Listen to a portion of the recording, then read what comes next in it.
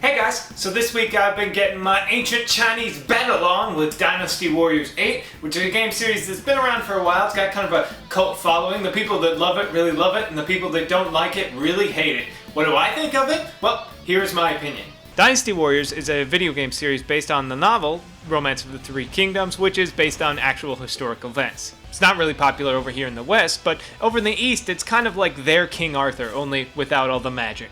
And essentially in the game you play one of the characters from the historical fiction, and you fight in slightly kind of maybe not really historical battles that may or may not have happened the way they happen in the game/book, but probably not. Now, you might be wondering, hey Eric, if this game's based on one novel, why are there 8 of these video games? And I would say to you, there's way more than 8 of these games. What are you, an idiot? But then I would also tell you that yes, each one of these games is based off of the exact same novel, so the exact same story happens in all of the games.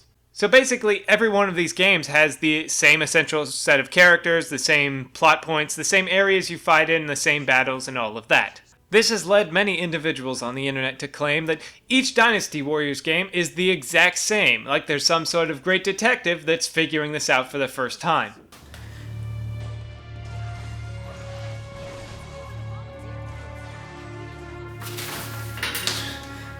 It's the same game. My God, it's the same game.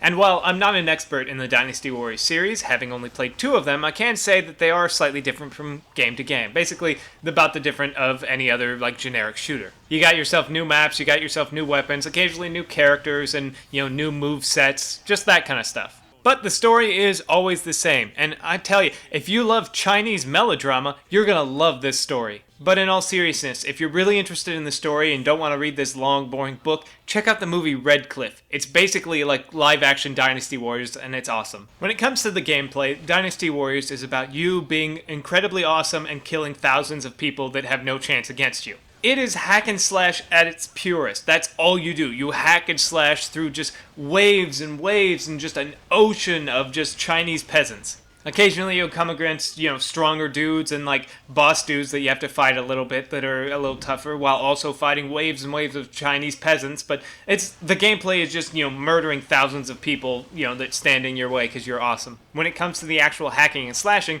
there aren't a whole lot of buttons. You've got your light attack and your strong attack that gets stronger if you use more light attacks, like you do 3 light attacks and then a strong attack, you do a really awesome strong attack. And each character that you play as has their own unique weapon, so their attack style is completely different from everyone else. And your character also has this special meter that you fill up by fighting a bunch of dudes that unleashes your super move that does a lot of damage to everyone around you. And new to this game, you've also got another meter that you can fill up by fighting that unleashes Rage Mode, which basically means you're unblockable. Nobody can stop you and you just tear through things. Your goal in every one of your chapters varies based on the actual events that, sometimes it's you have to capture this point, or sometimes you have to go and defeat this guy at the end, and sometimes you have to defend this castle.